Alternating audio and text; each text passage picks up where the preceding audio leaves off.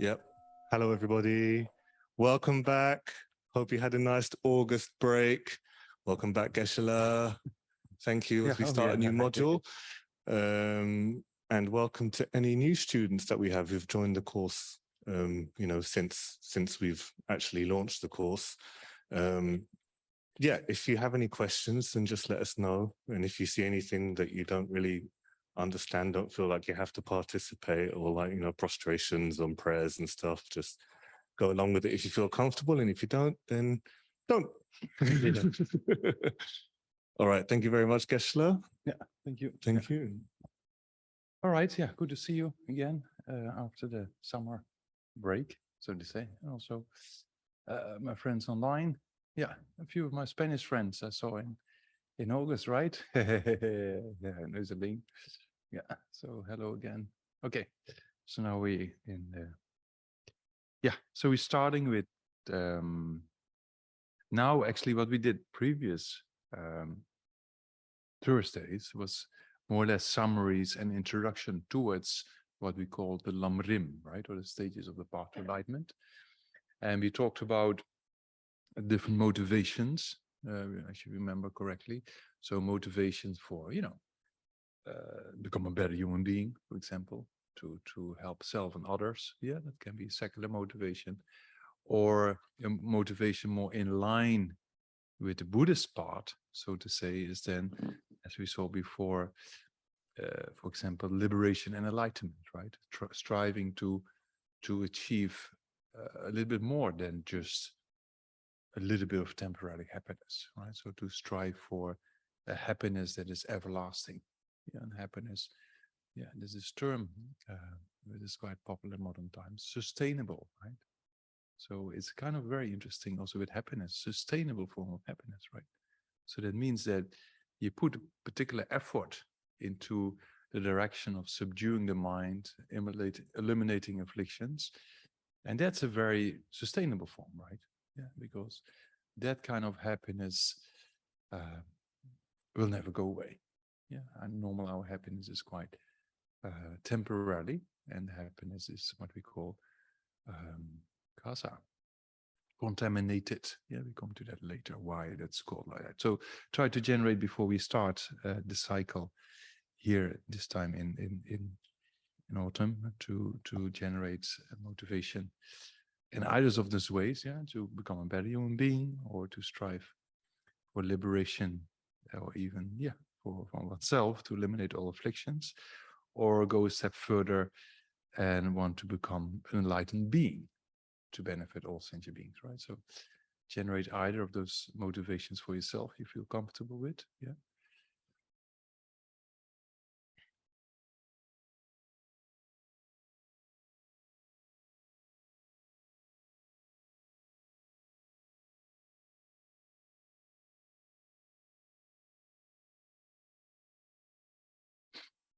Okay, so then it's called Discovering Buddhism. So that's why we also do some Buddhist prayers to discover that aspect, right? So, yeah, as we went over before. So the same thing as you have on the sheet, right? So the way to do it, you think in front of yourself as Buddha Sakyamuni, which is basically the embodiment of love and kindness, compassion, and wisdom. And surrounding the Buddha, you can imagine countless holy beings, right, who are in the same kind of process of already a Buddha or becoming a Buddha to help others, right? So things like that. And then to enhance your motivation, think surrounding yourself are these countless beings in human form.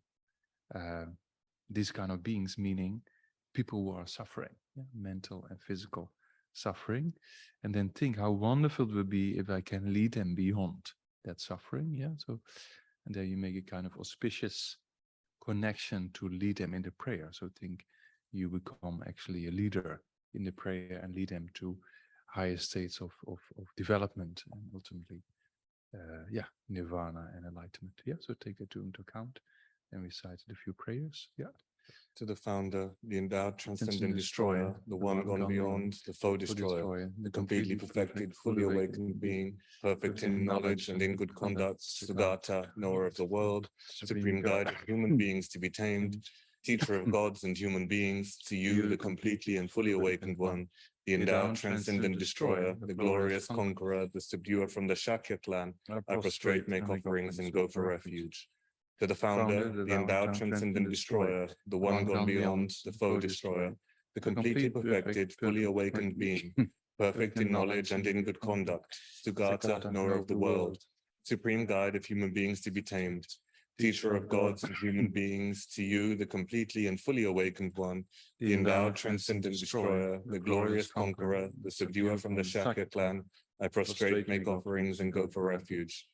To the founder, the endowed, transcendent destroyer, the one gone beyond, the foe destroyer, the completely perfected, fully awakened being, perfect in knowledge and in good conduct, Sugata, knower of the world, supreme guide of human beings to be tamed, teacher of gods and human beings, to you, the completely and fully awakened one, the endowed, transcendent destroyer, the glorious conqueror, the subduer from the Shakya clan, I prostrate, make offerings, and go for refuge. The indescribable, inconceivable, and inexpressible perfection of wisdom, unproduced, unceasing, the nature of space, object of the uniquely knowing transcendental wisdom, to the mother of the victorious ones of the three times I prostrate. Tayata gata gata para sam gata bodhi soha. Tayata gata para sam gata bodhi. Tayata gata para sam gata bodhi soha. Sangye Jodon Sonye Sonam Chanjo Badu Dani Yat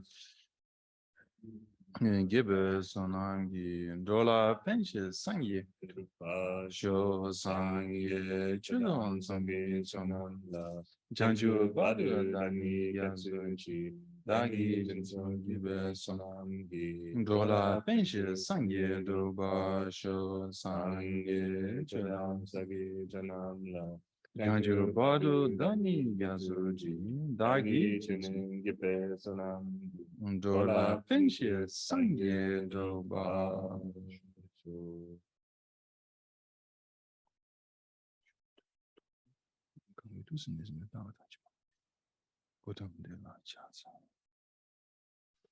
Yeah. So what are we going into now in discovering Buddhism? Is, we talked about the summary of the LAM.RIM over the last few Thursdays before the summer break. Yeah, and before that, we talked about mind and its potential and how to meditate, right? So that's more or less the preliminaries to what we call the actual LAM.RIM, or the stages of the path to enlightenment, So the stages of the path to enlightenment, as we saw before, has three scopes, right? Or three motivations, so to say. Yeah, the small, middling, and great. So the small scope means you motivate yourself in order to obtain the right conditions in future lifetimes, right? So precious rebirth with the endowments, freedoms and endowments, and then develop yourself. Yeah, so that's the small scope, right? And then we also saw that even if you have a human body, as we have right now, it's not really perfect, right? It means we have sufferings of birth, sickness, aging, death, as we discussed, and then the aspect of never meeting things you want to meet, or meeting things you don't want to meet, right? And never being satisfied, basically. Whatever you do in daily life, there's no moment you think, that's it, I'm completely satisfied now, right? It doesn't really happen, so that means that, and in particular, the things of the sensory aspects of life. Yeah, so eating, drinking, parties, drugs, whatever you engage in that stimulates the senses, shopping, is not really bringing any form of stable form of happiness. Also very temporary, right? Yes, it's very temporary. So then you see, okay, human life is not perfect. What is the cause of all this suffering, right? So then we went into aspects of the Four Noble Truths, right? So suffering has various aspects here. We have the suffering of suffering, like a sickness or a cold, and we have the suffering of change, yeah, when you're hungry, you eat too much, and then the stomach gets upset, and then, or your mind gets too dull, you know, because eating too much, right? So that's what we call the suffering of change. Yeah. And then also we talked about the form of, we call the all pervasive form of suffering, meaning wherever you go, as long as you have afflictions, you will never find true happiness, right? So you see people on a world trip, they go here, get bored, go to another place, get bored, go to another place when they're bored, and there's no end to the story because the mind goes along. And if you don't train your mind, wherever you end up with the same, in the same kind of situation, right? Or if you have a person that annoys you, you escape that person and you walk the other direction, and there's another person showing up very, very similar, if not worse, right? So that means that if you don't train your own mind, there's no escape from suffering, right? So if you don't eliminate the afflictions, there's no escape from suffering. Yeah. So what is it? What are those afflictions? Yeah. What is the cause for suffering? We went over the 3 poisons. If you remember correctly, that means attachment, right? Or strong desire, you know. That's one of the poisons, right? That means attachment or excessive desire overestimates the qualities of its object. Yeah, so if you're really looking forward to a particular event in life, or a particular food or person whatsoever, you always overblow the qualities of that particular object. You think, oh, if I have this, if I'm with this person, or if I have this, or I have that, I will be so happy, you know.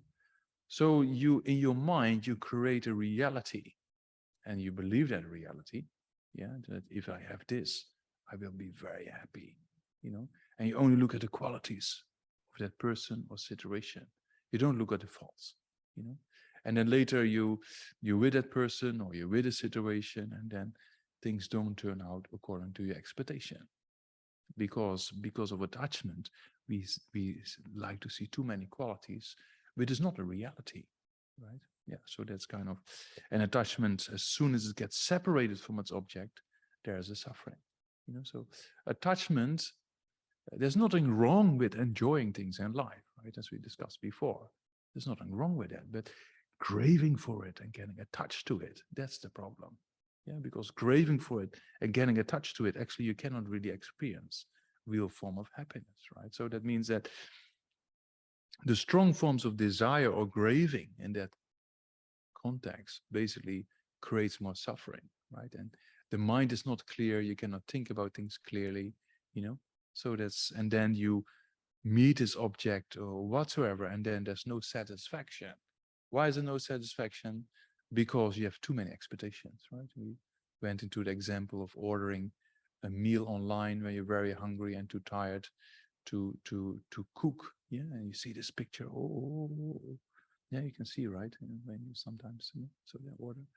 Then you think, oh, it will be so tasty like this, like that, and but then it arrives and it's not hot, and then the taste is not, and doesn't look like according to the picture, and it tastes so that you have this expectation, then it comes, it's not there, right? Or you buy a new phone or a new computer or new car or a house whatsoever.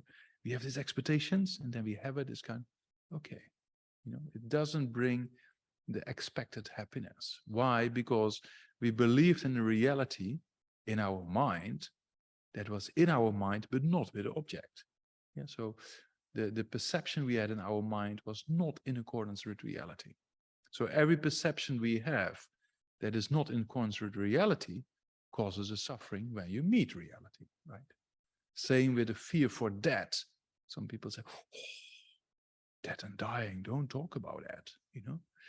But actually, if you put death and the permanence in the corner, when you meet it, because you're going to meet it, right? That's a reality. Then you get distressed, you know, then people find it difficult to accept, etc., you know, yeah. So that's what Carlo Rovelli says in his book on time, the fear for death. He was a physicist, right? Quantum physicist. He says the fear for death is a fault in evolution.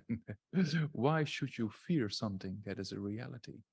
It's very interesting, right? So that means that all our minds that are not in conscious reality causes eventually to suffer. Yeah, because we meet a particular reality we don't expect. You know, that's the issue. You know, so that's why we talked about in the first few sessions already that these destructive emotions are not in accordance with reality, and that's why they cause problems. They cause problems. Yeah. So attachment is the first poison, right? The second poison that causes suffering is anger. Yeah. So attachment overestimates the qualities, right? Well, anger does the opposite. It overestimates the faults. Yeah. So you get very negative about a person or situation because you only think about the faults of that person or situation. You have an argument with a person and then you walk away from that argument and you walk away with a mental image of that person. That person you don't walk away with, right? But you walk away with a mental image. And so you create in your mind this idea, oh, this person actually is really bad, you know? Why? Because of this, that. So you create a kind of image of that person which is completely full. Oh, you know, no issue. This person does this well, that well. And then the Zoom went. Huh? They can see us. Okay. Okay, you can see us, so we just continue. Yeah. So what did it say? Anger overestimates the faults, right? So that means that even if a person tries to convince you about the qualities of somebody else, you say, no, not true. Because you only believe your own mental image. Right? You don't believe the reality, you see? So that's why it creates a kind of problem. Yeah. So in Iron Beck, I quoted last time, one psychiatrist from the University of Pennsylvania, he said a person in a rage of anger, 80 to 90% is mentally fabricated, is not reality. You know, so that's the same thing as we talk about in Buddhism, right? So that means that these minds are not in conscious reality, and that's exactly why they cause suffering. Yeah. So that is with attachment and with anger the case. Yeah. You can see it disturbs the mind. Yeah, because when you get angry at a person, your mind gets disturbed, right? And you can't think clearly.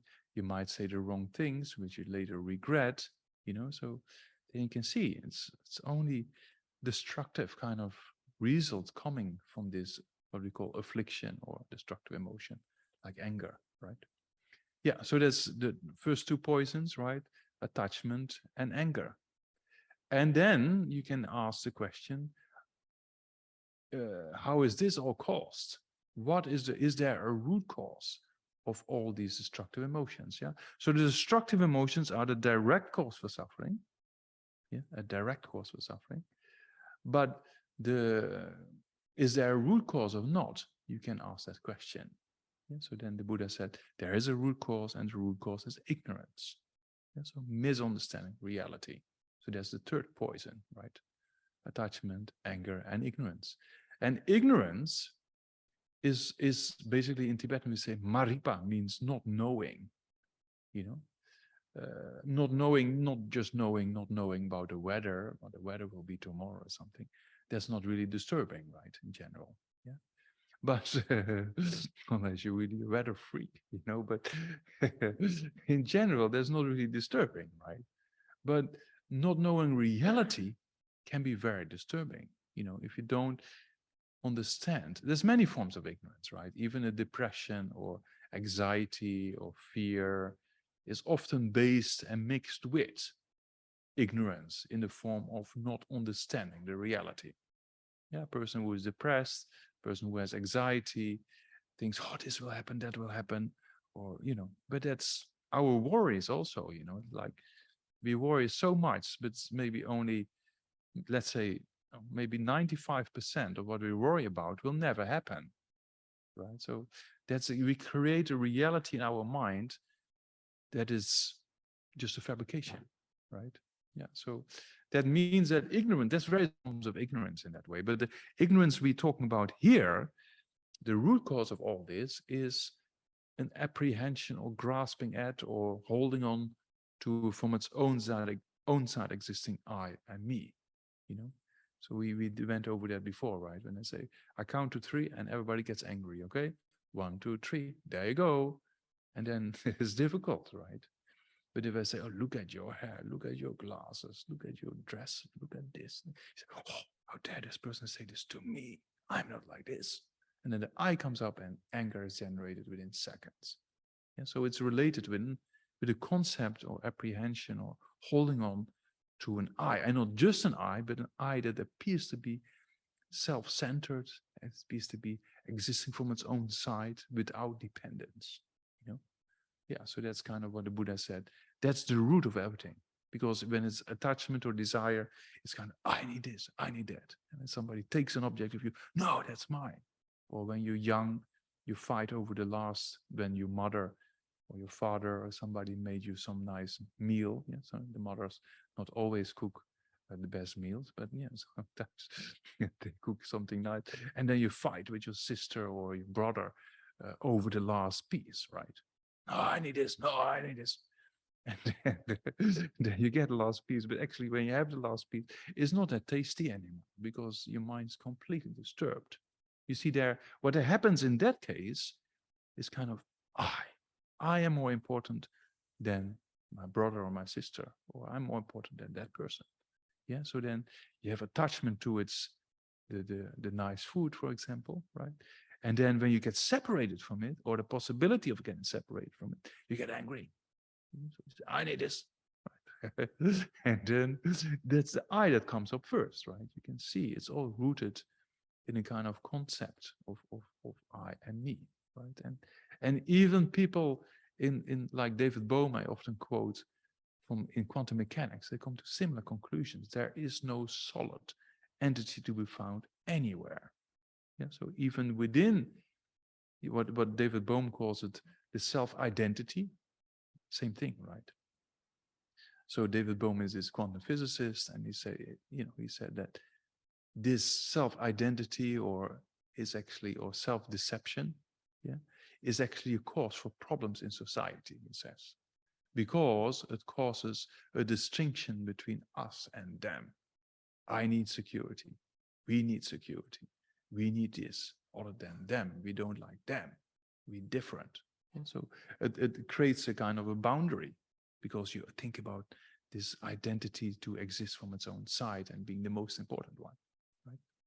And then he also says, so that's one aspect. So you see, that's the root cause for suffering, as we discussed briefly, right? We come to that later in more detail in the exploring emptiness aspects, right?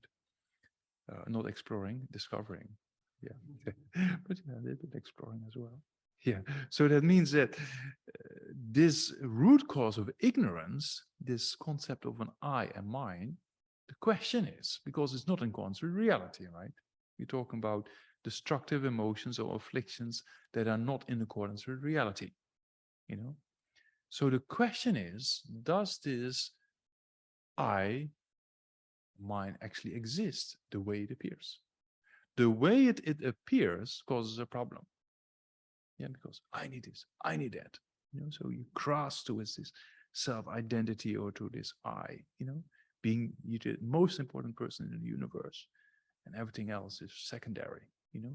So this kind of grasping to this, and the question is, does something, because it appears very solid, right? It appears exist from its own side. Does something like that actually exist or not? We see with anger, what we create in our mind is not a reality because we only look at the faults, right?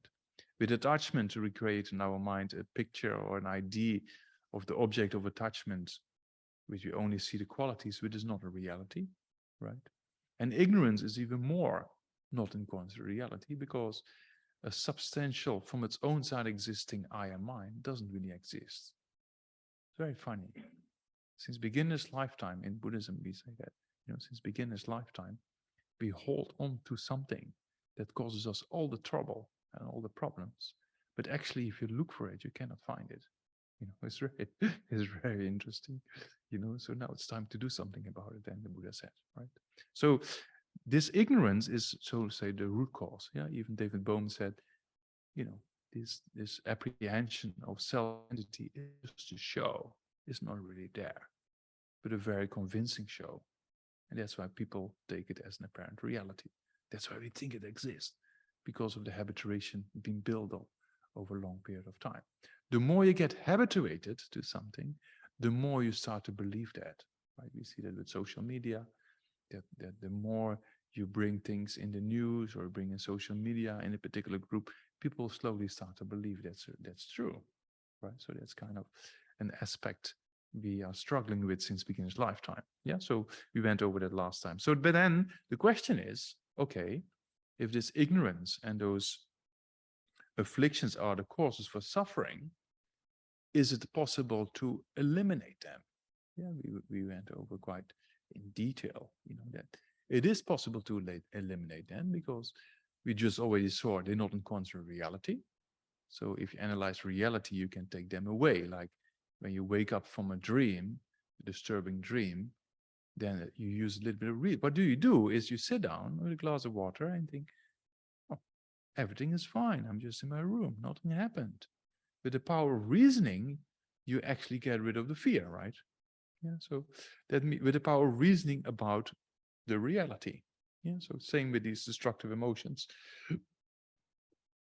When more understanding reality, you get rid of them. You see? So that's kind of the things we discussed a little bit before. And the afflictions are not an innate part of the mind we talked about, right? Like this, the clouds are just passing by. They're not a part of the blue sky, right? So these afflictions, same thing. They pass by, you know.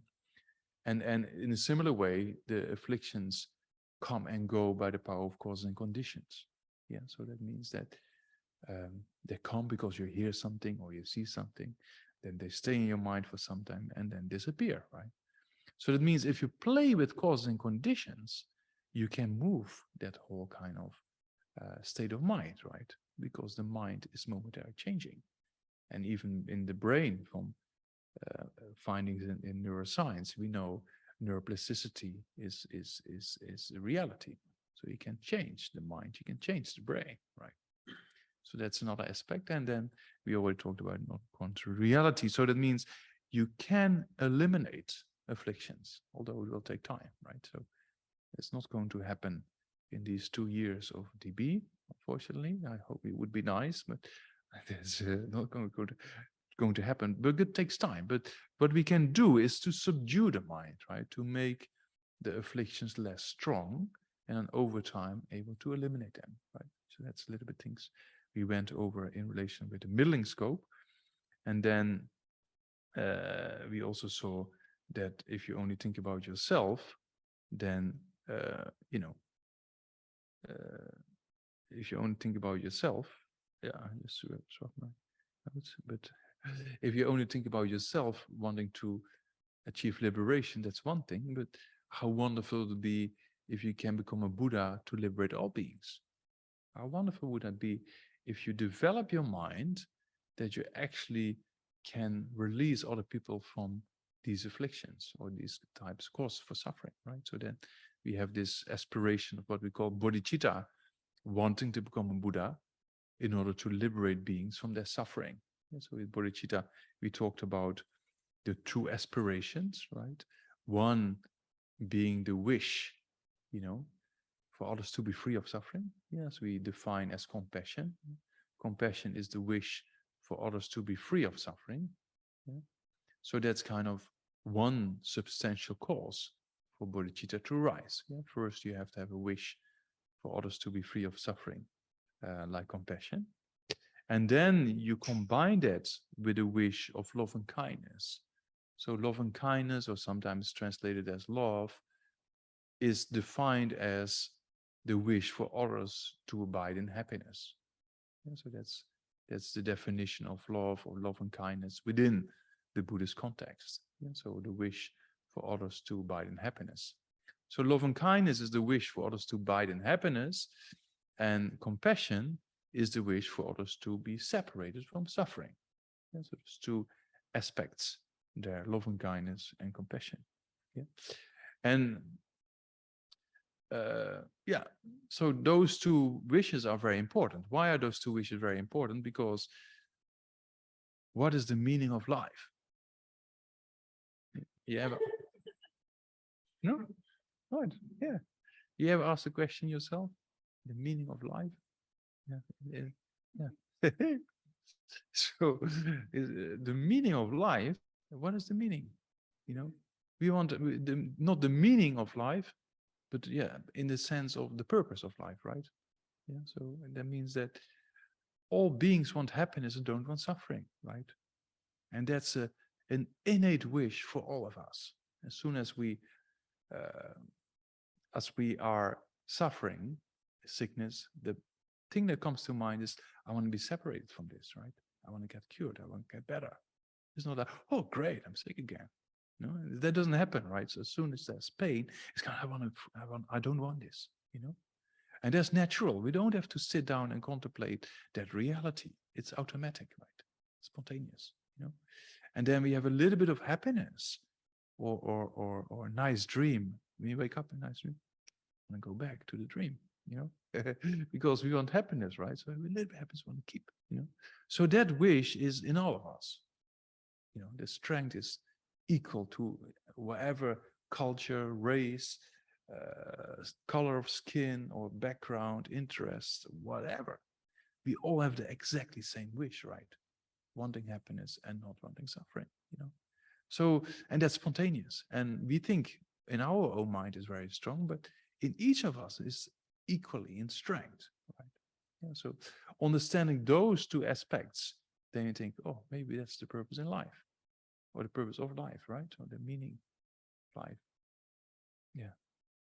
It was this movie, Always Look on the Bright Side of Life. You know that? John Cleese, and what's it called? Yeah, I don't know. Life of Brian, no? Was it? Yeah. I know, but many years ago. Yeah. So yeah, the same thing, you know, because we want happiness, right? So yeah, that's slightly different, that song, but yeah, anyway, it's stuck in my head. So yeah, that's the purpose of life, right? Wanting happiness, not wanting suffering. So if you want to become a being like a Buddha and want to benefit others, what's the benefit of others is to establish those two purposes, right? Eliminating suffering and gaining happiness. So that's exactly defined in love and kindness and compassion, right? So compassion is the wish for others to be separated from suffering, and love and kindness is the wish for others to abide in happiness. You know, there's just a general form of love and kindness and compassion. So we once later on we will talk about four immeasurables. You know, that's kind of a sequence how to generate these aspects. We talked briefly touched upon it on July 21st. I keep notes these days, so I know what we talked about more or less. So that means that, for example, you have this first thought: how wonderful it would be if all sentient beings abide in happiness, right? And then may they abide in happiness. And then if you really get involved in love and kindness and compassion, you think, may I cause them to abide in happiness, right? So there's a kind of a sequence. How wonderful it would be if they abide in happiness. May they abide in happiness. I will cause them to abide in happiness. Yeah. Or with compassion, how wonderful it would be if all sentient beings be separated from suffering. May they be separated from suffering. I cause them to be separated from suffering. Yeah, it's kind of a building up. Yeah, so we talked about it also a little bit. And then if the basis is not rooted in equanimity, then we might exclude people. Yeah, we say, oh, may all sentient beings achieve happiness, except this one. Yeah, so that's kind of a thing we have to avoid. Yeah, so for that purpose, we we do the meditation on equanimity, because that's not a genuine form of love and kindness, right? Yeah. So equanimity is a meditation technique to equalize all beings, right? So you have everybody we know or we don't know. We can actually divide in three groups, right? The friends, so to say enemies, and the persons we have an indifferent feeling towards to the stranger. Yeah, so every person we can divide in those three groups. But if you analyze what you call your dearest friend, somebody else might call their enemy, right? Yeah, we go along with one person very well, but somebody else does not go along with that person. So that's a very interesting aspect, because we think friend, person A, right? Somebody else says enemy, same person, you see? So that means that what we see as a friend and what somebody else sees as an enemy is not existing there, existing in our, right? Our perception sees friend. Somebody else sees the exactly same person, enemy. If the person actually exists being a friend from its own side, it should be the friend of everybody or the enemy of everybody, which is not the case, you see? So that also is same what we just talked about with ignorance, is ignorance grasp at this from its own side existing entity, either in your own mind or outside. And so friend, or enemy, so thinking that exists right there. But that's not the case, because what we call an enemy, same thing, right, can be the dearest friend of somebody else, So that means if you contemplate equanimity, then you see it's just our perception that makes a difference. And over time, we change, right? We know people we don't get along with, if we solve the issue, then we can become best friends, right? That happens. Or the relationship breaks up and your best friend who you talk was like God or something, and becomes your worst enemy, right? Yeah.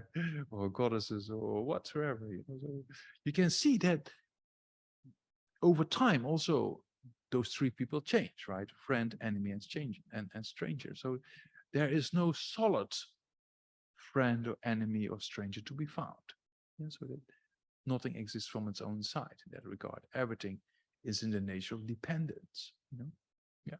And with a stranger, same thing. The first time, if you go to a holiday resort or a place where you have to spend time with somebody or a group, somebody, a tour, some people, they sign up these tours, right? So then you go there and then you see this person, you have to be with this person for 2 weeks. And sometimes you have this misunderstanding. Oh, this person is probably like this, but then you don't, it's just your perception, right? And then you start to talk and and then it changes, right? Then before you know, you share meals and yeah. So it's I always use a story in the Indian train where you have, second class sleeper, the cheapest way to travel. Yeah. In the early days, I don't know, now it's more expensive. You could travel from Bangalore to Delhi for 700 rupees, which is, what is it? £7 for 2 nights and 2 days in the train, and you get a bed as well. Pretty cheap, yeah. So, but then you have to share a compartment with people you never met before, right? But then over time, within a few minutes, basically, you start talking. And then before you know, there's a relationship, and then you share meals together, right? So that means also people we have initially indifferent feeling towards two can become best friends, or even when the conversation doesn't go well, then it becomes an argument, right? So you can see there's kind of constant change, right? So, and then you see this constant change, and you see all those three individuals want happiness and don't want suffering, right? So you see how to generate a kind of equanimity, Yeah, and then based on that equanimity, we generate love and kindness and compassion, right? And then as we see later on, then you generate a wish, oh, I want to really, how wonderful it would be if sentient beings be free from suffering. May they be free from suffering. I cause them to be free of suffering.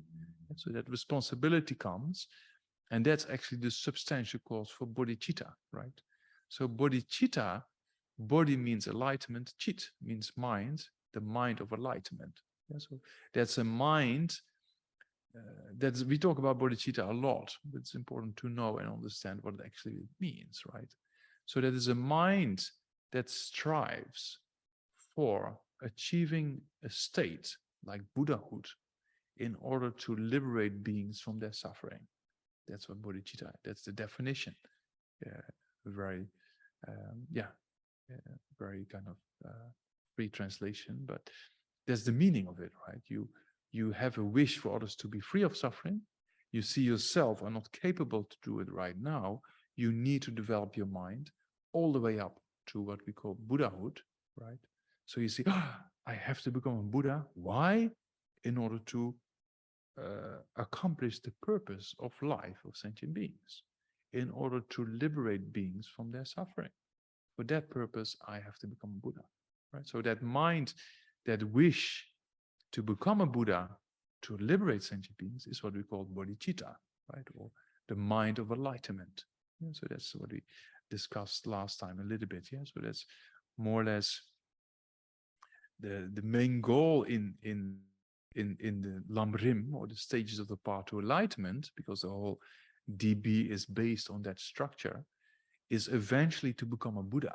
You see, first you have suffering yourself, then you see everybody is in the same nature, and you want to do something about it. Yeah, and in order to do something about it, first you have to understand, in order to have compassion, real genuine form of compassion, you have to understand what is suffering, right? Yeah, so for that purpose, we have the middling scope that helps us to understand what suffering is all about.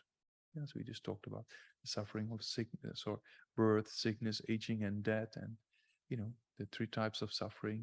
We talked about manifest or suffering, suffering of change, the all pervasive form of suffering. So the more you understand those aspects, then compassion can become stronger, because compassion is the wish for others to be free from suffering, right? So you have to understand what suffering is all about. Yeah. So you see, there's a complete structure in the LAM.RIM, right? First, you get interest in future lifetimes, as we talked about quite a few times, about the continuity of consciousness, right? And consciousness beyond the physical brain. Yeah. So Bruce Grayson has this very nice presentation he calls "Is the brain really necessary?" This is quite an extreme kind of statement, right? But in certain cases of consciousness where there's no brain activity and there is perception, it's very interesting material, right? To see there are states of consciousness without a physical brain, in the sense physical brain activity, right? So that's, yeah. And then we went into various forms of research of children remembering previous lifetime, etc., etc. So you come into this aspect of rebirth, and then if you be born again and again, then what is the cause of all this, right? Then you start to question things, and then you see, as long as you have karma and afflictions, you're not in control. Like, we don't control our dreams, right? When you go to bed in the evening, you cannot say, tonight I'm gonna dream about this, and then you go to sleep, and then it happened exactly according to your wish. It doesn't happen, right? So there's no control in the dream state. So if there's no control in the dream state, then when you die and your consciousness goes to the next life, then also there might be not any control, right? Yeah. And how does it happen? You don't have to worry about it, because it just happens. We died so many times. So it's not really difficult to die, right? It just happens to you, and then the continuity of consciousness continues. But the more you habituate your mind to positive patterns of habituation, then that will continue, right? And that we see in the research of children remembering previous lifetimes, for example. Yeah, the character of the previous personality can carry on to the present personality. Yeah, so that's very interesting research by Stevenson, who says, I'm not proving reincarnation, but there is something that carries the information from a previous personality to the present. So that carries the information from a previous personality to the present. In Buddhism, that's what we call the continuity of consciousness, right? So because I have a little bit scientific background, so I'm always interested in the scientific aspects of this as well. That there is information that is available, right? So how can that information be known or remembered? So it's very interesting aspects, as we talk about in Buddhism, that events that come to an end in our life, that information is never lost. Yeah. So when I tell you, I often try to do that kind of, today is, what is the date? 8 of September 2022, right? Yeah. So what did you do the 8th of September, at 7:20 in the evening, 1992? I don't know if you were not there yet, but but what did you do, right? You don't really remember, but that information is actually not lost. Yeah. So same as what we did yesterday, we can remember, right? So that we can remember because that information is not lost. Yeah. So actually, even the information of previous lifetime is not lost. We only don't remember it, or we don't know it, right? Yeah, so we have a kind of obstruction to knowledge. Same as there is somebody walking here in the street in front of the building, right? Most likely. Yeah. So we don't know who that is, but the information is there. Yeah? So then if you go out and you go beyond this wall, then the obstruction is gone and you can see who it is, right? Yeah. Or then you come into forms of clairvoyance, and then that obstruction is gone, and you know. So it's very interesting stories about clairvoyance and research about clairvoyance, right? It's quite interesting research being done, in particular with regard to remote viewing. And so people, you give them coordinations of certain places on the planet, and then certain people know exactly what there is. They make a drawing of a factory, a drawing of a house, and then they go there, or with a satellite, and they see exactly what's there. It's interesting, right? So this research was a bit controversial. It's a very interesting TED talk. It's a banned TED talk because it's a bit controversial. By what's the name again? Russell Tark, right? Yeah, Russell Tark. So he worked for this research, and you can't believe, but the CIA put $25 million in the project.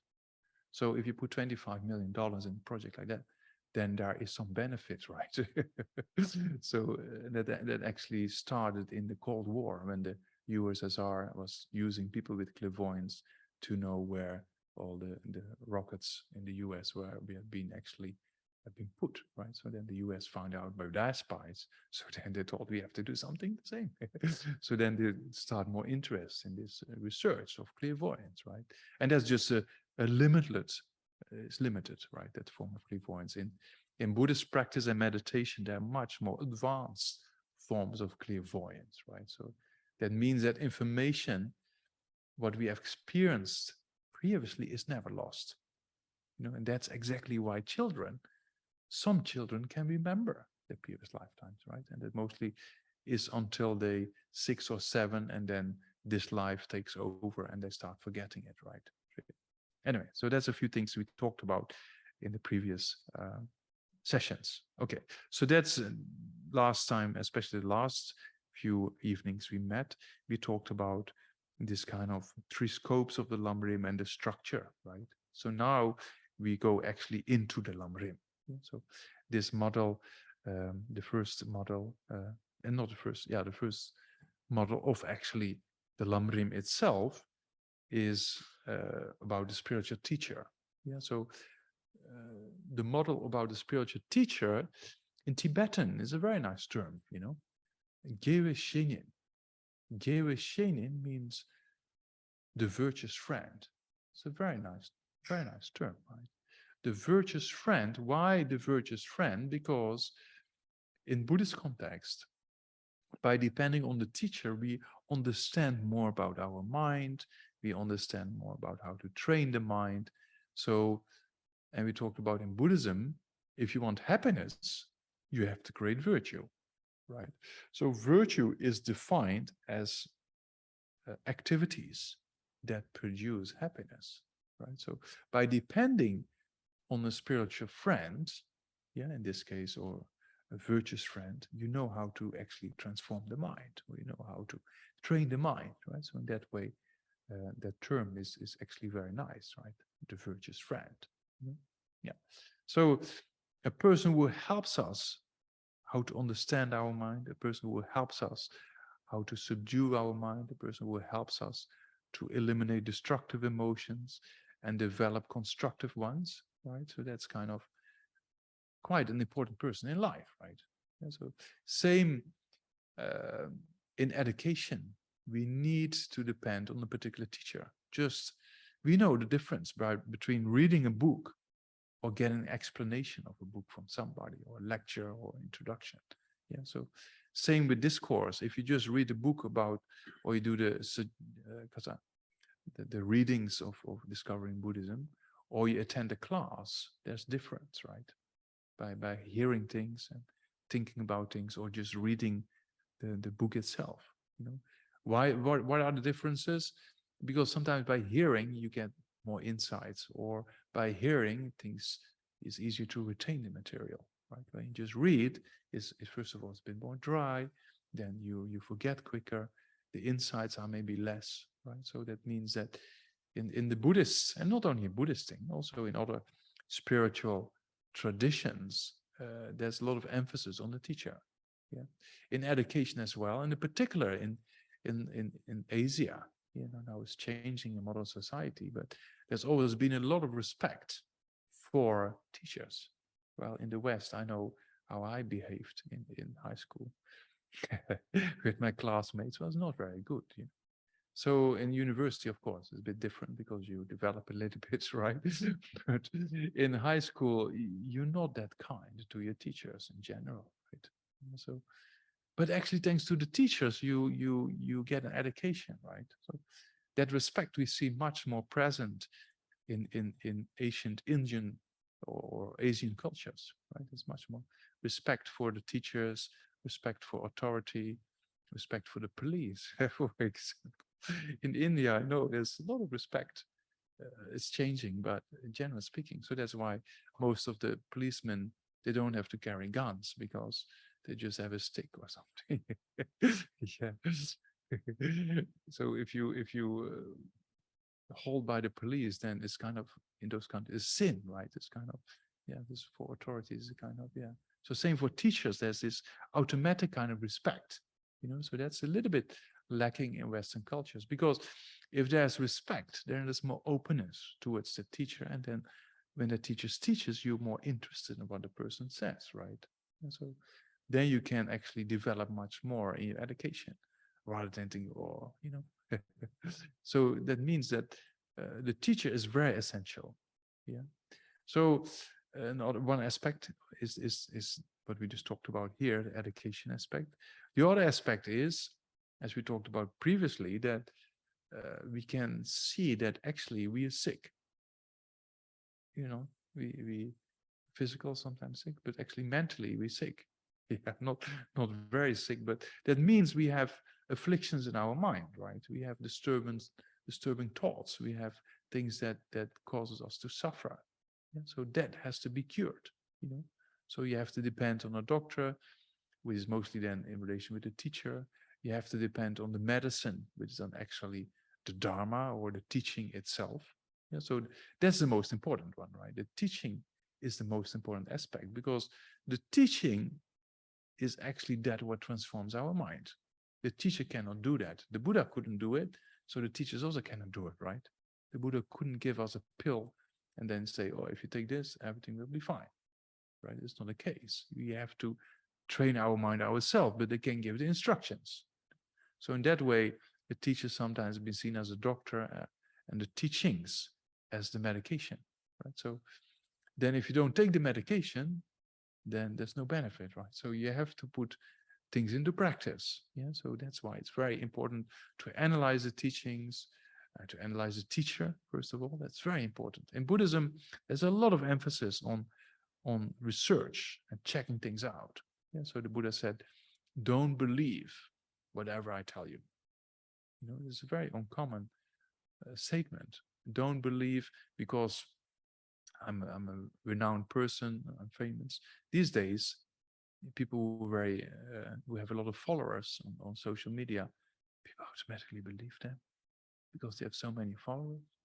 But actually, that's not really clear thinking, right? Yeah. So you have to check and analyze. So the Buddha said, don't believe what I say. Check if it's true or not. And that's the whole system in the traditional system of Buddhism is exactly rooted in that aspect. You know, I stayed about 2 decades in this monastery in South India, you know, in a quite a remote area. And it's very interesting that we study and analyze things, subjects for hours a day, right? Yeah, so especially in what we call a debate, which is a very structured form of discussion, you know. So the teachings, we only have 2 classes or 3 classes a week. And we study and we debate 6 days a week, right? Hours a day, you know, and that's only 2 or 3 hours is class, that's it. And then when you go to class, then you ask the teacher a question, and sometimes he doesn't give you the answer. So in the West, it's slightly different. There is kind of, the teacher gives you sometimes more questions than answers. And they said, check it out, debate it, analyze it, study the commentaries, see what is the different interpretations, and use logic and reasoning to come to the right understanding. Yeah, and then when you've done that quite well, then you go back to the teacher and said, oh, we think, you go with your classmates, right? We think it's like this. And then the teacher said, are you sure? Yeah, we analyzed it, it's like this. Really? Yeah. Okay, and then the teacher, you're gonna lose. And then the teacher starts to debate us, right? Using logic, reasoning, scripture reference, and check if our understanding is correct or not. See, that's a very interesting approach, you know? Very, very profound. So that's also with the teacher initially, and His Holiness Dalai Lama put a lot of emphasis on that. If you go to a doctor, you know, to cure a disease, you might as well get a second opinion, right? Yeah. So here we don't talk about just a sickness, but we talk about curing all sicknesses, right? To eliminating all forms of suffering. So that's why it's very important to analyze and check the teacher before engaging in a particular kind of discriminating factor. Oh, this is my teacher. And so there's a lot of importance in having a teacher in the spiritual path, but it's also very important to check the teacher. And so see, does the teacher has a qualification that has been indicated in the text, right? Does the teacher practice what he teaches, you know? So you check the teacher, listen to lectures, or talk with other people who go this teacher and see if it benefits your mind or not. So that that research is very important. Yeah. So to see, to check if the teacher has the needed qualifications. Yeah. So that's one thing that's very important. Yeah. Then, so that's initially the research, right? You check if the teacher is the right person for you, right? And then after that, there's a kind of a relationship is being built in the sense of, oh, this is my teacher now, right? So that's kind of a later step. So initially, it's very important to check. So with the qualifications, there's many lists of qualifications you can look at, you know. So I just go briefly over a traditional, the kind of qualifications that are needed, right?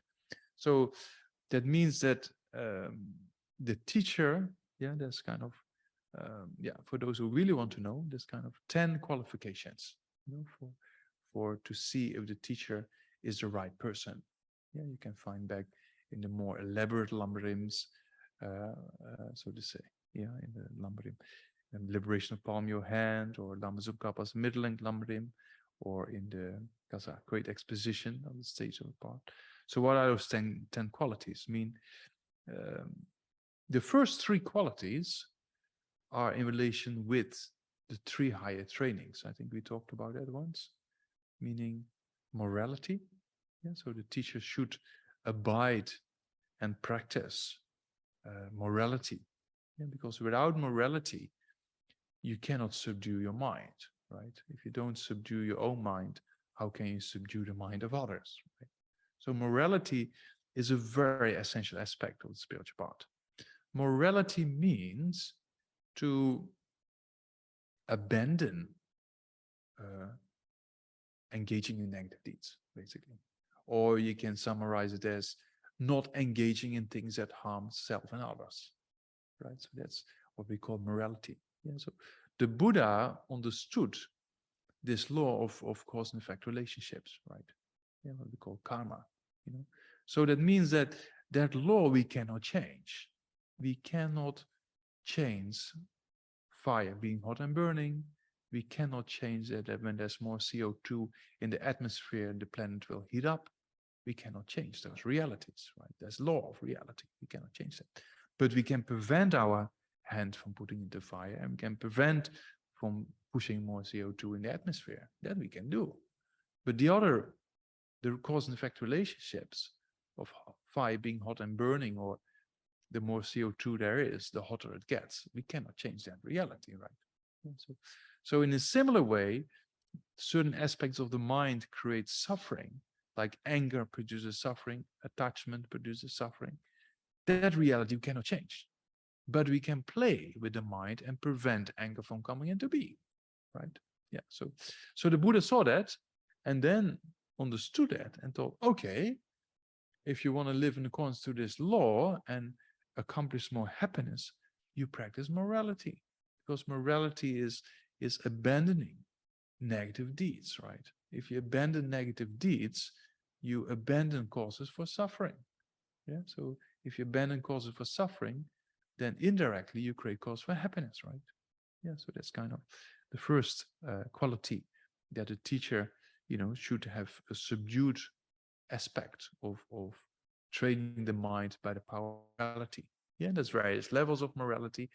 We have the morality of the 10 non-virtues we will come to later, or the morality of the lay vows of self-liberation, or the morality of the monks and nuns, for example, right? There's various levels people can choose to go. Yeah, so morality is basically preventing oneself from engaging in negative deeds and live in accordance with reality. And because of that, you actually create causes for happiness. Yeah, so it's very interesting. Yeah, morality is basically a cause for happiness. So if you go to a place where there's a lot of morality, even a person who is not interested in spirituality at all can still feel the energy. So I had this film crew from the Netherlands who came one day to the monastery in South India. They've been all over the globe filming crazy people like I am, who do different things in life than others. Yeah. But yeah, they check me out, make sure I'm not completely crazy. So they thought, okay, we trust this guy, and they send the film crew, right? But then they left and said, oh, we're busy, but first time we experienced peace of mind. It's very interesting. So that means, because we live in a monastic institution with in those days about 5,000 monks, right? So it's quite a substantial amount of people engaging in morality, right? So that's the first training, that the teacher should have a certain amount of training in morality. Yeah. That's first high training. Then the second one is concentration. Yeah. So in order to get qualities of the mind, you need a certain amount of concentration, right? We know when you read something and you're not concentrated, then you have to go back. Oh, what did I read again? Yeah. So that means concentration is definitely needed to get the realizations. If we meditate and our mind is more disturbed and going outwards, then there's not much benefit, right? Then actually what we say in Buddhism, distraction is a waste of time. Yeah. So that means the teacher should have trained in certain forms of concentration, right? Without clear concentration. So it says the first one, morality, is subdue the mind. The second one of concentration is that the mind is pacified, or the mind is peaceful, pacified and peaceful. Yeah. So that's by the power of the higher training of concentration. Yeah? So that's also an important aspect, because if you want to get a peaceful mind yourself and you go to a teacher who doesn't have a peaceful mind, then it's very difficult for the teacher to explain how to get a peaceful mind, right? Yeah. So there's a second quality to look at. Then the third quality is in relation with wisdom. Yeah. So we have the three higher trainings: morality, first one; concentration, second one; and wisdom being the third. You know. So there's a sequence there. You know that based on morality, if your mind is settled and doesn't engage in too many negative deeds, right, then the mind gets stable, you know, so then it's easier to generate concentration. If you have concentration, it's easier to meditate. When you have an easier way to meditate, it's easier to have the wisdom, right? So often is the example, you know, of we talked about the ignorance, right? So that's the example of this tree, you know, the tree of ignorance that has to be cut with a sharp axe of wisdom and stable hands of concentration based on being grounded in morality. You know, so it's true, right? If you want to, I don't know if you ever cut a tree, but you need, you know, depends on how big the tree is, of course, but you have to be, your foot have to be stable on the ground, and you have to have, you know, if your hand goes like this, then the axe goes and you know, turns over, right? Then, so you have to have stable hands of concentration, put your feet down in the stableness of morality, and then with a very sharp axe you can cut, you know. So that means in order to cut this ignorance, you need those three higher trainings, right? You need the sharpness of understanding reality with wisdom. Yeah. So the best, of course, if the teacher has realized emptiness. If not, at least the correct understanding of it, right? Because in order to eliminate samsara, in order to eliminate ignorance, we need eventually to realize emptiness, ultimate reality. So if the teacher, him or herself, doesn't have this kind of understanding of reality, then we get stuck, right? So that's also an aspect the teacher should have been trained in the higher training of wisdom, you know, in particular in relation with emptiness. Yeah. So there's the first, and that's actually completely pacified. And so the morality is subduing, then concentration is pacifying, and then wisdom is completely pacifying.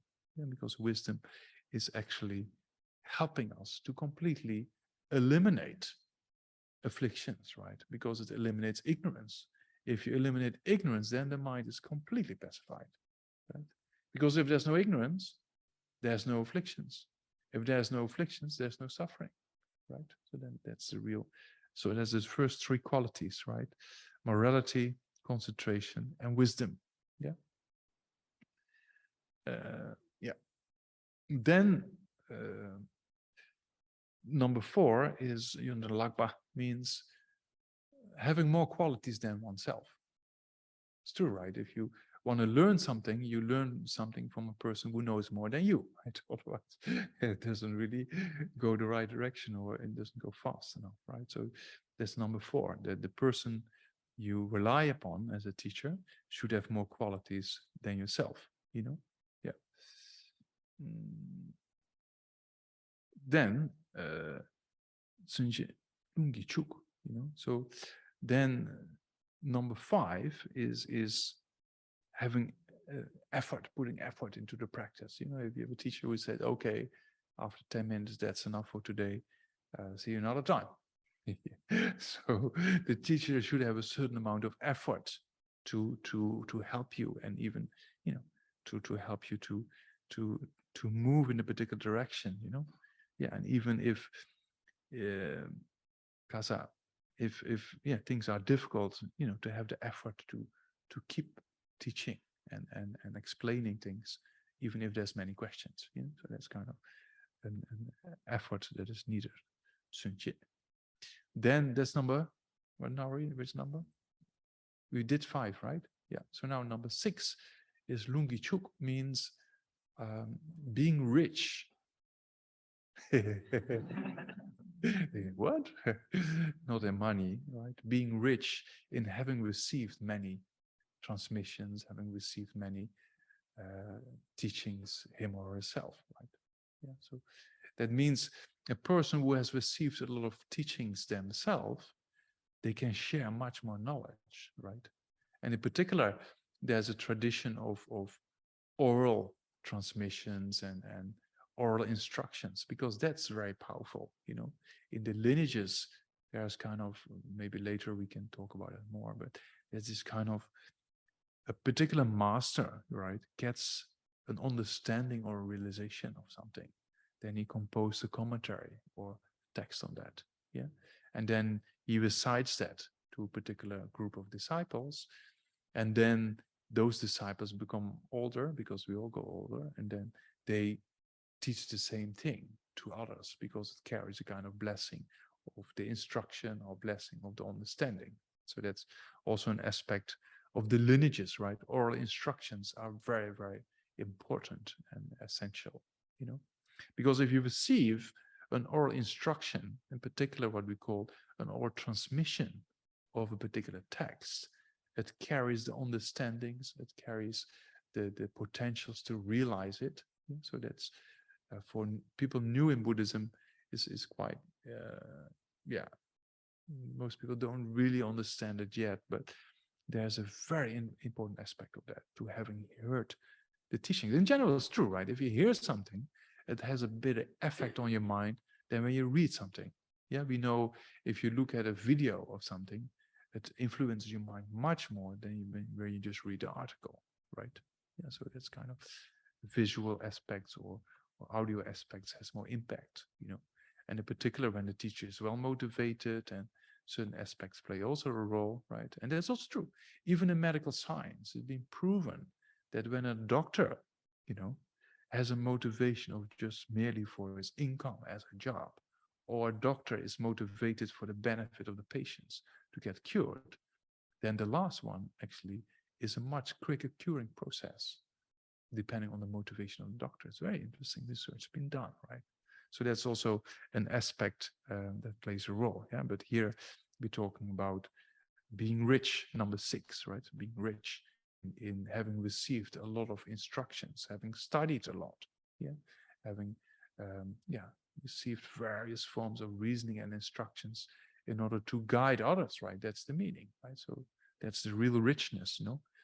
In certain, in the Jataka tales, one text talking about the historic previous lives of the Buddha, then it talks about the benefits of receiving teachings live or Zoom or orally, you know, so that you actually hear the words of the teacher, right?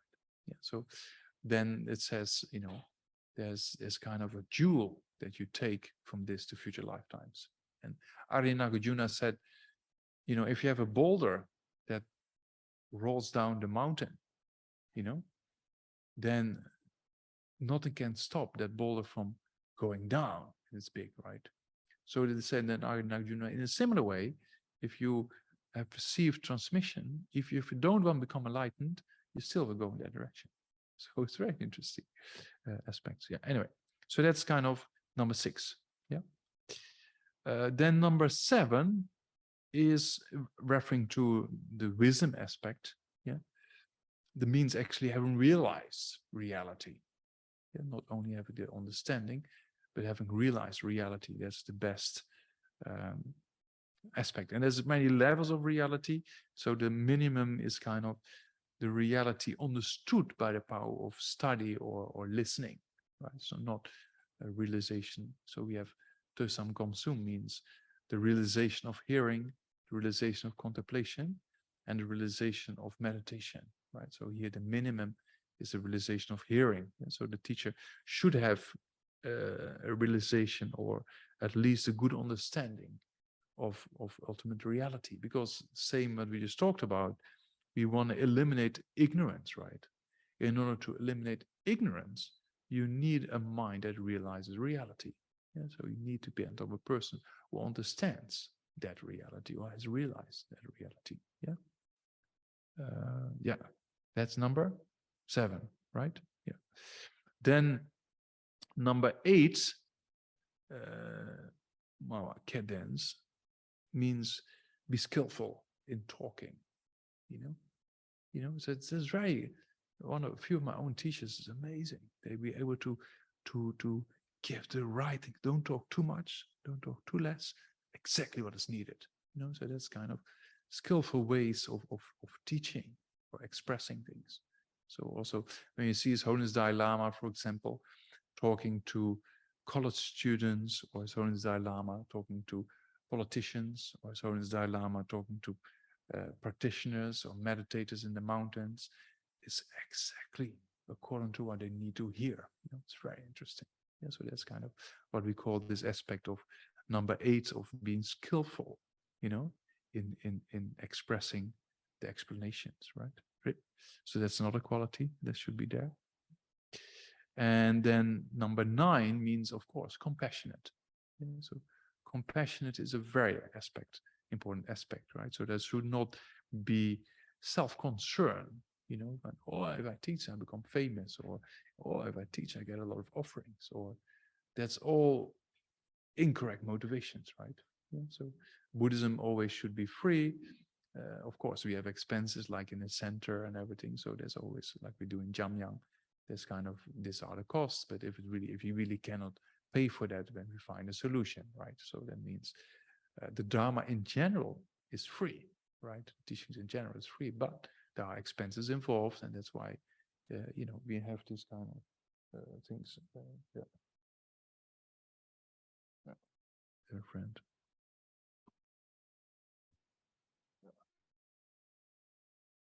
Okay, so that means that, that means there should be a kind of care or compassion for the people, the teachers teaching towards too, right? And then number 10 means to give up. How do you call that? Discouragement.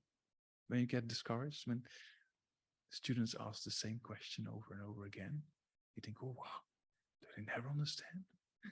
So that should not happen, right? It should always be a kind of, how would I say, not getting discouraged or abandoning discouragement, you can say. Huh? Yeah, enthusiasm. But yeah, that's it, right? Enthusiasm is not getting tired and keeping teaching, right? Yeah, it's mixed with enthusiasm, but it's two different things in the 10. Yeah, because number 5 is this enthusiasm or this effort, and number 10 is to abandon this kind of discouragement. Is that a good one? Yeah. If you talk with people, you want to help them, but they don't really move in the right direction, you think, oh, forget it. How do you call that? Discouragement? Huh? It's involved with patience, right? But it's not exactly the same. No. Yeah, it's a bit stronger. It's kind of, discouragement, I think, is a good one, right? Yeah, we keep it like that. Yeah, so that's kind of a few aspects, right? So there are 10 qualities it comes from the Ornament Sutra, kind of, one aspect. So there's the 10 qualities the best to get. Yeah, so I find very uncomfortable to talk about that because I don't even have one of them. So yeah, but I always try to generate correct motivation that I know. And yeah, my own teachers ask me to do this, so I have that kind of support, so to say. Yeah. Okay. Yeah, that's kind of the 10 traditional qualifications needed for a teacher, right? So it's very important to check if a teacher has those qualities. If so, does a teacher's teachings benefit your mind? Does the teacher put into practice what he teaches? So all those little things you check. Initially, that's very important to check the teacher out, and you can just attend lectures or classes without considering that person as a teacher, right? And so that's checking things out. And then later on, when you advance more in the understanding of Buddhism, and when you really want to go in the spiritual path, you can make that decision, oh, this is my teacher. Yeah. If not, that's perfectly fine. Yeah, you can study discovering Buddhism without really putting it into practice, right? You can just study it as kind of as an education, that's perfectly fine. There's nothing wrong with that, right? Yeah, so that's a kind of, but I have to explain a little bit the traditional way. That's one of my responsibilities, because we talk about discovering Buddhism, right? So I don't like to water it down too much, you know. So that's kind of the 10 qualities, so to be, yeah. Then there's also a summary, because, you know, sometimes you cannot find a person with all those 10 qualities, and there's various other forms of shorter summaries. And one of the texts by the Buddha, it also says learned, disciplined, and good-hearted. Yeah, so of course, learned is needed, right? You need a person who's learned, who studied a lot, yeah, and that person should be disciplined in his or her behavior, right? So learned, disciplined, and having a good heart, or teaching with a good motivation, right? So that's kind of the 3 qualities sometimes also being indicated, but it's true, right? Yeah, you need to depend on the person who's knowledgeable, yeah, a person who's disciplined, because it's also about discipline, right? It's discipline, to discipline our mind, to subdue our mind. So we like to train in that. So the teachers should have those qualities. And one of the most important is a good heart, right? To do it with a good motivation, to do it with good intention, and want to help others, right? So that's kind of, yeah, 3 other things. So in the beginning of the LAM.RIM, it says first, okay, if you want to go the spiritual path, then you have to depend on this virtuous friend. And in order to do that, you first have to know what are the qualifications that are needed, and you have to check it out, right? So that's very important to check things, you know. Yeah. Then we talked about already the, so there's a teacher, and also for the student, right? We have to be honest. We also, as a student, we have to have certain qualities, right? Yeah. So in order to develop, we need certain qualities. Yeah. So the teacher needs, and we need, right? So we went over that already before, if you remember. So we went over to be impartial, I think we said, right? So that means not being biased. If you're biased, then you're not open-minded, right? You should sit in a teaching like a little child going to a fun park, you know, like, oh, listen and absorbing whatever is being explained. Not thinking, oh, it's probably like that, or it's probably like that, or then that disturbs the mind, right? And sometimes we hear things, the same thing again. I think, oh, I heard it before, you know, and that's actually distraction, right? Because in everything you hear again, sometimes there's a new insight coming or something new coming, right? So that's why we say not being impartial, not being biased, right? It's very important. Yeah.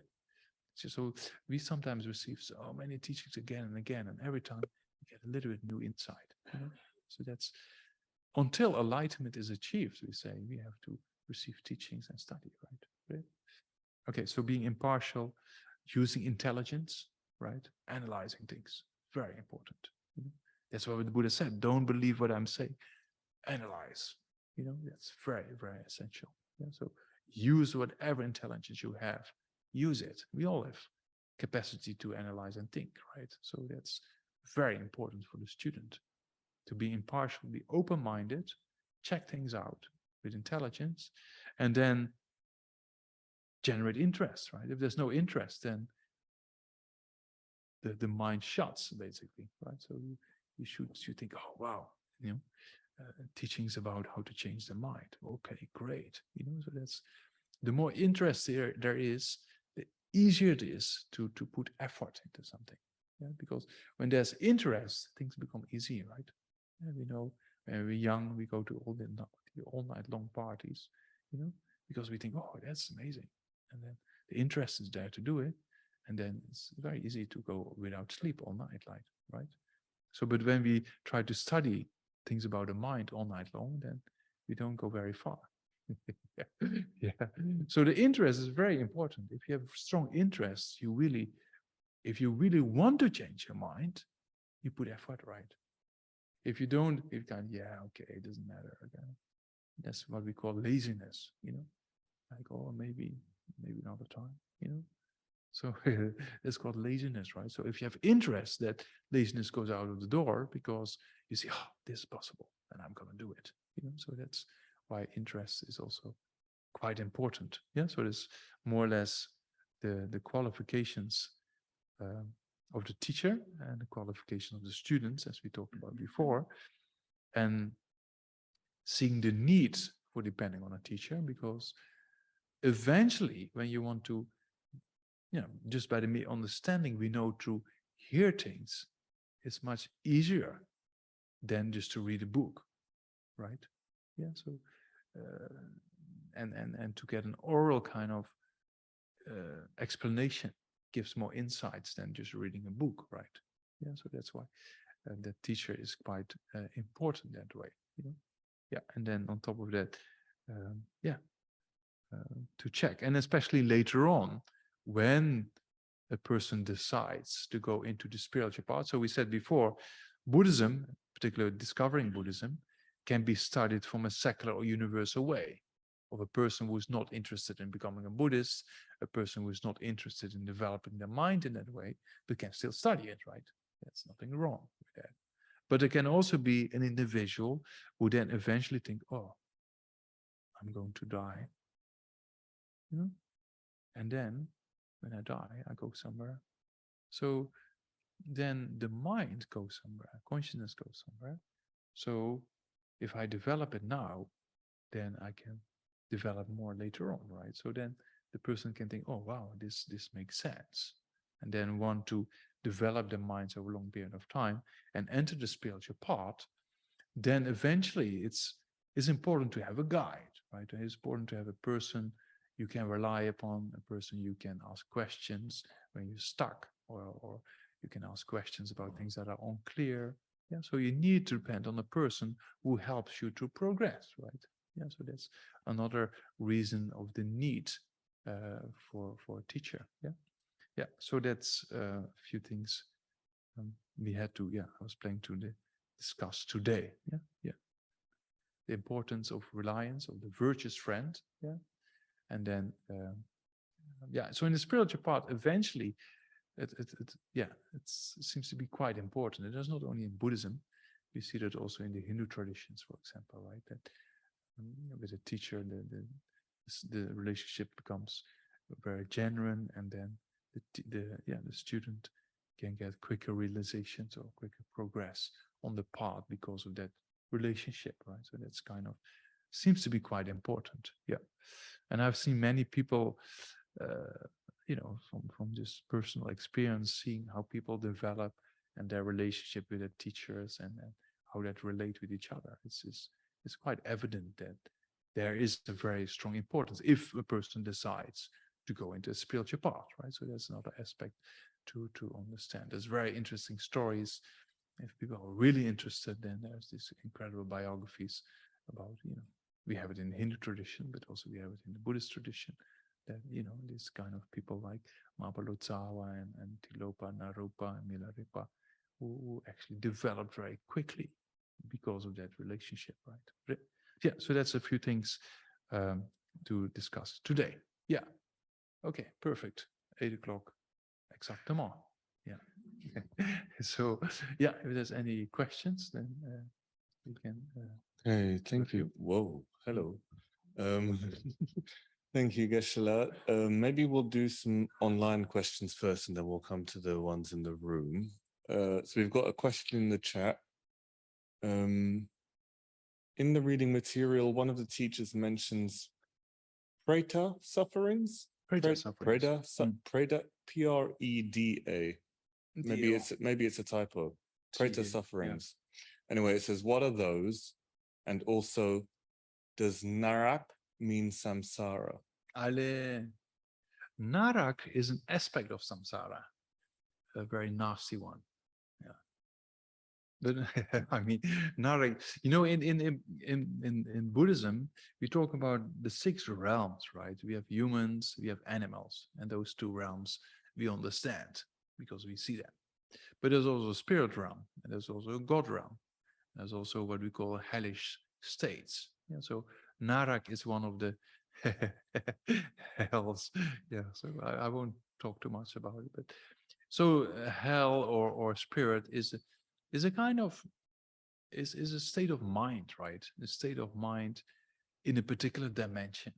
And so a spirit, for example, I know if people believe in spirit or not, but a spirit is a kind of a person who doesn't have a physical body like we have, but a more subtle body, right? Who are mostly very confused. And then the preta, the other question, is a kind of a spirit who is kind of what we call often a hungry ghost. Yeah, that looks for food but cannot find it. You know, so it's very a lot of suffering. In the spirit realm, there's a lot of suffering, you know, very confused. If you have sometimes there's haunted places. I don't know if you believe in that, but a house being empty for a long time, and then one or two or more spirits take possession, and then people move in, and then the spirits see the people, but the people don't see the spirit, and then the spirit thinks their house, the spirit thinks their house, but then the person says, doesn't know that and thinks it's their house, right? So you actually take a house which actually belongs to the spirit, not on the legal paper, but then they can cause sometimes disturbance, right? That means, yeah. So there's a very confused state. So it's very important to have compassion for these kind of entities, right? Because it's a very confused kind of state. And so yeah. So the preta is a kind of a spirit who looks for food but actually cannot really find it. You know, it's a very strong form of suffering. Yeah, and the narak is one of the hell beings, so to say. Yeah. Thank you. And then another one in the chat is, how do we find a spiritual teacher? Are they? Not in the Tesco, for example. A spiritual teacher you will find when that's shall I give you a very debate answer? You will find a teacher when the right conditions are there to find a teacher. Yeah, so that means that if you don't have a teacher yet, and you see the importance of it, it's important to make prayers, right? Or wish to meet a teacher that can help you, right? So that's one thing. And then you can just check in various programs in various places, you know, but it's important to check the person out, as we discussed already, you know. And some people they meet a teacher the first time they enter into Buddhism, and sometimes it happens, right? Sometimes for myself, same thing. Certain teachers you straight away feel a connection, right? And certain teachers you don't feel that connection, and that develops over time, or doesn't develop, and you have to find another one, right? So it depends on many causes and conditions. Yeah, but the first you have to see the need, right? If you see the need and you're convinced, then it's important to make prayers in that direction, to find the right teacher, to get the right kind of conditions that can help you, right? That can develop you, you know. So that's kind of quite important, because a prayer, we actually pray all the time, right? I want that is kind of also a prayer, right? But a prayer in a more constructive form of thinking, you sit down, good motivation, you think, okay, this is important, I need to find a teacher, and you pray to the Buddha, or you just have a wish to find it, an aspiration to find it. That's what it is, right? A prayer. Yeah. So that's, yeah, sometimes also important. And then we also make prayers in this and our future lifetimes to never be separated from perfect guidance, like people like His Holiness Dalai Lama or Lama Zopa Rinpoche, those kind of great beings, to never be separated from these beings. And if you do that on a regular basis, you create a cause for that to happen, right? Yeah, so we have to create a cause. Everything in reality is cause and effect related, right? So if you create a cause, the reason will come, you know. So same with prayers is very interesting. There's also a lot of research being done with Christian nuns in the US praying for mothers in Korea with birth complications. And there was a control group with very scientific research, very well designed. And then there was a significant increase in the decrease of birth complications for those who were prayed for, right? And there's just, you know. So what happens is basically we create an intention or a wish to meet a teacher, right? And so the more of those potentials you create conditions one day to actually meet a teacher, right? Great. Yeah. Okay. Thank you, Geshe. Next, we have Abelardo. Yeah. Hello, Abelardo. Oh, hello. Hello. Hello, Geshe. Hello, Camilo. Thank you. Great teaching. Oh, sorry. You muted yourself, Abelardo. Yeah. Yeah, I did. I'm sorry. That's okay. Yeah. I have access to both the long and the medium version of Tsongkhapa's LAM.RIM Chenmo. And I wanted your advice on the pros and cons of starting with the longer or the intermediate one. If there's anything in the long one that is not developed in the intermediate one, because there's a lot like that, because that's why it's a long one, right? But in particular, maybe to start with is for the middle length is good, right? And in particular, the special insight section, you know, the special insight section emptiness in the long one is quite extensive and it's quite challenging. Well, the middle length LAM.RIM is a summary of that, right? So that's why the middle length LAM.RIM, Lama Tsongkhapa wrote towards the end of his life, right? This is one of actually the last text he wrote, you know. So it's a kind of a special feature that summarizes many aspects of the LAM.RIM. So there's a good way to start with, you know. You get an overview with the middle length LAM.RIM, and then on the side you can read certain sections related to what you read in the middle length of the great exposition, right? Of the longer version. Yeah. Thank you. Yeah. Thank you for reading all this. Yeah.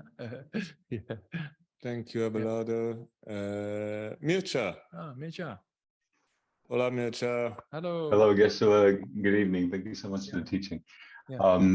I was curious. I was reading on Alex Berzin's website about how spiritual seekers or students relate to spiritual teachers in the East and West. I was wondering if you have any experience in that and how there might be differences in how us Westerners relate to a teacher versus how it happens in Tibet, for example. I mean, very similar, right? We should go according to the text, right? According to the scripture references. And cultures, there are differences. Yes, I just indicated that in Asia, there's automatically a more respect for the teacher in schools, for example, than it is in the West, right? So that's one aspect, you know. But the way to develop respect and the need for respect and the need for reliance, whatever culture you are, in the Buddhist spiritual path is the same, right? Yeah, we have different minds. And for us in the West, it's a bit more difficult and challenging because it's not a natural aspect of our culture, right? So that's something very different. You know, when you go to a place like Sri Lanka, for example, or certain places in India, then for me it was very uncomfortable initially because, you know, people touch your feet or they don't see you as a teacher even, but they see you as a spiritual person, or they want to wash your feet in Sri Lanka, for example, right? It's very uncomfortable initially, right? So then I think, okay, I don't have any qualities, you know, so they pay respect, but I don't have any qualities, but I know I'm a fully ordained monk. I know I have the vows of a fully ordained monk. So they don't pay respect to me, but they pay respect to those vows, right? So then I feel kind of, okay, comfortable. Because I know the benefits of living in the vows, right? So if they pay respect to that, then they also maybe in the future can train more in morality and the other trainings, right? So that's one aspect. But cultural related, there's a difference. But if you want to get the realization of the spiritual path, then it doesn't matter if you're Tibetan or Westerner, then there's a kind of benefit of this reliance, right? Yeah. And even in Tibet, compared to India, there was a difference, right? So in India, there was, at that time of Jogya Tisha, for example, there's a very strong aspect of reliance on the teacher, right? And then Atisha Then in Tibet, they said, some people say, oh, we don't get any realizations. And how's that? And then a teacher said, yeah, because you see the teacher in ordinary aspect, right? So that means even in Tibet, there are difficulties and struggles with those aspects, right? Yeah. And also in the West, we see, every culture has its own uncommon habituation patterns or customs. But when we don't talk about cultures here, we talk about the spiritual part that is beyond cultures, because it talks about the spiritual part of the mind, right? And we all have similar states of mind, we have similar states of afflictions, and so that's beyond culture, right? It's just our minds are very similar, and that's what we talk about, right? Yeah, does that help? Yeah. Okay. Thank you, Mircea. Yeah. Michelle is next. Go ahead, Michelle. Yeah. Oh, yeah. Oh, hello, Geshe. Hello. I probably, this is quite possibly a really stupid question, but may I ask it, please? The stupid question? She said, yeah, why not? Okay, so earlier on this evening, when you were talking about in relation to death, and they're saying that it's wrong to fear a reality, to fear a reality is wrong. So my stupid question is, if I'm if it's stupid or not, I will decide later on. Okay. Okay. So if I say I'm surfing or something, and say if I'm surfing, and I see a big white pointer shark coming for me, it wouldn't be wrong to fear that reality. It would be wrong to fear that reality. It wouldn't be. Would it be right to be afraid of that? I would be. Yeah. So I was. It's not. You're not fearing that reality. You fear there's a danger coming, right? Right, and that danger is a reality. It's not. If you go surfing at a place when there's no sharks, and you have this fear, then that's stupid. Your question is not stupid, but that fear then is stupid, right? Because there's no sharks, you see? So that means we worry about things, and 95% of the worry doesn't happen, right? So that fear is stupid. I mean, yeah, to be straightforward, right? Yeah, you can say that. Yeah. But then if there's a real shark coming, that's a reality, right? The danger is a reality. So you try to get out of the situation to save your life, isn't it? Yeah. Yeah. Okay, I got it. That's great. Great. Thank you. Great question. Yeah. Thank you. Okay, anybody in the Gompa? Yeah. Okay. Thank you, Geshe. Sorry, I've got two questions. Sure. Does the teacher need to accept the student as well? And and is it usually like you only have one teacher, or can you have more than one teacher? Yeah, that's the last one I didn't explain. Good you ask. So the first one, if the teacher is your teacher or not, is more or less from the point of the student, right? Yeah. Only in certain higher levels of teachings, like the Vajrayana, for example, right? When there's initiations, then sometimes the teacher can decide, or certain retreats can put restrictions, to make the teaching suitable, or the retreat suitable for people who are already on a particular level, to take them to the next level. So then the teacher can decide these people, but these people not. We do that later, so then there can be, but in general, it's from the side of the student, right? Yeah, the discriminating factor, this is my teacher or not. And then how many teachers? Yeah.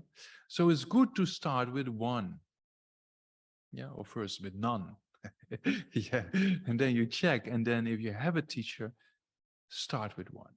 Yeah. And then practice well as we go over the next 2 evenings, right? How to rely. So you practice that well. If you're capable of doing that, you can have more. Right? Yeah. So there's various benefits on just having a few, because to rely on a teacher, especially if you go in a traditional way, is not always easy, right? So that means if you better practice with a few than practice with many, right?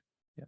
But if you can rely correctly, then the more you have, the more connections you have for future lifetimes, right? So there's great benefits. And one teacher doesn't have all the instructions you might need. Yeah, so then sometimes you have to go to another teacher. Yeah, okay. Yeah. Thank you very Yeah. much. Yeah. You were talking about the good qualities of a student, or the Mhm. qualities of a good Yeah. student, sorry. And number 3 was generating interest. And I was thinking about it like you stoke a flame and kind of build this kind of interest. Are there ways or practical ways of continuing to build interest? And if you fall into laziness, kind of pulling yourself back? Yeah. I mean, the main thing is getting convinced about the benefits, right? Yeah. So if you really see, for example, to train our minds, just take a simple example, it's not easy, right? And we're going to face difficulties, you know? And then sometimes you do these practices for months or years, you know, for example, you practice patience, right? For months or years, and then, oh, it goes better than before. And then a new person steps into your life and you completely lose it again, right? Happens, no? So then often people say, oh, it's all too difficult, forget it, you know, right? So that actually what you do, what we say, you give the victory to the afflictions, but you should be the victorious one, right? So then when things go difficult, you just have to get convinced, okay, to change the mind is not easy. I have all these habituation patterns of the past, but I'm not going to give over to these afflictions, right? So that's one aspect. And then the other aspect is just this interest in knowing it's possible over time. As long as I keep going, I will change, you know? So that's kind of getting convinced about the possibilities of training the mind, for example, getting convinced about the benefits of that, rather than going to bed to old habits and lose it all. And then there's no improvement, right? So it means keeping convinced about, that's often when we say, the benefits of certain practices. The more you're convinced about the benefit, you want to go in that direction, right? So the interest comes. Yeah. Yeah. Thank you, Geshe. Yeah. My question was about analytical meditation, in that, for example, when I've been practicing analytical meditation on anger, it doesn't now just stay with anger. I've then found that it starts to incorporate attachment, and then it then starts to incorporate the I, because without the attachment, the anger wouldn't come, and then without the it's related, self-centered right? I, Yeah. then the attachment wouldn't come, and then the anger wouldn't follow. So the analytical meditations on one affliction, but it's becoming about 3 afflictions. Is it okay to kind of combine them? Like, it kind of happens naturally. And I'm thinking, should I just be trying to just focus on the one and not go down the roads of the other 2? Or it depends what you decide in your meditation before, because otherwise it becomes a distraction. Right? So if you decide, now I'm going to contemplate the faults of anger and the benefits of practicing patience to shift your mind, right? Then when you think, oh yeah, it's also related to ignorance, then at that time, it's good to get that insight, but it's a distraction from what you want to accomplish, right? So if you meditate on patience, then you contemplate only the faults of anger, and the other things you do another time, right? So you only focus on that, and then you get really into that aspect, you know? So you see the faults of anger, the benefits of practicing patience, and then you transform. And then another meditation, you take attachment. Right. Another meditation, you see those 2 are rooted in ignorance, and then sometimes you combine them, right? But it's sometimes good to be, well, how to say, fixed upon one particular aspect to get a little bit more insight into that, right? Yeah. thank you. Yeah.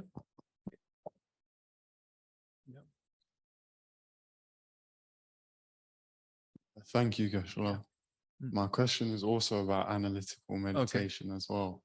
So when we do analytical meditation, if we get to a point where our analysis has deteriorated because we've become distracted, should we go back to the start of the analytical meditation or try and gain the feeling from where, at the point at which we got distracted? So for example, if I was doing a meditation on, like, for example, the one with the parts or the one separate from the parts, Wow. you go Straight okay. into emptiness. Yeah, why not? Like if you go, for example, okay, not one with the body, not one separate from the body, and then you get distracted by chocolate cake. Yeah. Should you then like go Start back over again? Yeah. Should you start over again, or should you in go those kind of meditations is good because you have to get a clear picture of the eye, right? How the eye appears. Yeah. So if you lose that with the chocolate cake, then you have to go back, right? Yeah. But if you do a meditation on patience, for example, and a chocolate cake comes in halfway through, then it's not really a big deal. You can just continue, right? Yeah, but depends. Yeah, see what I mean, right? So if you start with emptiness, you have to have a clear picture of the object refutation, how the eye appears, and then you see one different or not. And then you lose it with the chocolate cake, you lose how the eye appears also, right? So then you have to go back. Yeah, that was what I was wondering. Yeah. But with practicing patience, then you're in the process, and then that doesn't matter. I mean, the distraction is a waste of time, but you don't. Depends how strong the distraction is. If you just have to sit down and relax, and then you can start over again as well. You know, if you want to. Yeah. Thank you very much. Yeah. One with chocolate cake or different from chocolate cake? That's another question you can ask. There's just one more in the chat, Are there? Geshe. Is anger really always mainly fabricated? So I can think of somebody like a mass shooter and can't really imagine that these people have anything other than faults. Yeah, they have qualities, right? Because I always told the story about one of my friends in prison, in central prison in Bangalore, who was a translator, you know, for us when we gave talks there. He also killed another person, right? Yeah, but he's a very nice person, generally speaking, you know. Very nice. He does so much good work for the inmates, right? So that means people can change, you know, even the worst serial killer can change their mind, you know, and that, for example, is very impressive research and project in Norway, in the Holborn prison, you know, that they actually, I would say that the guards are not called guards, they're called guides, and they get a better education. And they actually train the inmates in yoga and doing day-to-day life activities rather than just a lock-up system, right? And you see they produce, when the inmates go back to society, there's less chance for going back to old habits, you know? So there's kind of, they come to about, 20 to 30% that fall back to old habits, right? So there's a change, right? But then if you go into the lock-up system, like you have in the UK a little bit, and even more in the US, the rates are much higher. You know, in the UK is about, 50 to 60%. In the US is 70 to 80% of people who go back to society fall back to old habits. So that means if you give them an opportunity to transform, there's a possibility, right? So even the worst criminal can change, because the mind is not fixed, the brain is not fixed. You know, it's possible to change. Yeah? So that means even the worst serial killer deep inside has a potential to change and become a good human being, right? And even that person has what we call Buddha potential, as we discussed in the first model, right? So that's possible. It's just a matter of time and effort from that person's side, right? Thank you. That's it. That's it. Okay. Thank you so much. Sorry. Over time again. Yeah. So then we dedicate. Yeah. So dedication is similar to a prayer, but with dedication, you say by having contemplated these things and with the correct motivation of transforming the minds, may this and this come about, right? So may these teachings always be available. And if you want a teacher, may I always meet a teacher, right? And then all beings quickly achieve enlightenment, and in particular in relation with bodhicitta, as we discussed, and to understand or realize emptiness or reality. Yeah, so that's, so try to dedicate in that way. Dagi Jine Sape Gewadi Tendang Droa Gunla Gampendang Keba Jetson Losam Tapai Tembe Ningo Rindu Selje Sho. Because Guru's life be long and stable. May all beings, including the states of happiness. And may I and others, without exception, accumulate merit and purify negativity. And may be blessed to quickly attain Buddhahood. Janjo Sambyo Rinpoche, Make Panang Yurchi, Gebai Nyamba, Mepayang Hangne Bandu Bawa Shok Tony Tawa Rinpoche Nage Panam Yurchi, Gebai Nyamba Mebaya, Gone Gondu Bawa Shok.